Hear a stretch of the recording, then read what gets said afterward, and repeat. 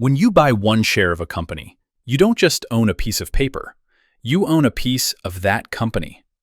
Today on MoneyMind, we're defining one of the most fundamental building blocks of finance, the share. What it actually represents and what it entitles you to. A company can be worth millions or billions of dollars. Most of us can't buy a whole company outright. So companies divide their ownership into small, equal pieces, called shares. Each share represents a tiny slice of the company itself. If a company issues 100 shares total and you hold one of them, you own 1% of that company. That's it. That's the core idea, ownership divided into units. Anyone who owns at least one share is called a shareholder.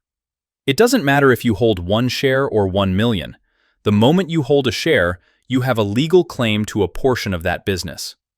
Individual investors, large institutions, even the company's own founders, they're all shareholders, differing only in how much of the company they own. So what does holding a share actually get you? 2 things, proportional to how many shares you hold. First, a portion of the company's profits. When a company distributes earnings to its owners, shareholders receive their proportional slice. Second, a portion of the company's assets. Everything the company owns, on paper, belongs fractionally to its shareholders.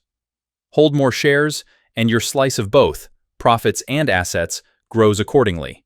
Hold fewer, and it shrinks. The ratio never changes.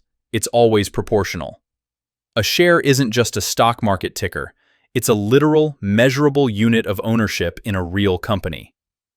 Now that you know what a share represents, ownership, next time on MoneyMind, we're defining something very different, a way companies raise money without giving up ownership at all.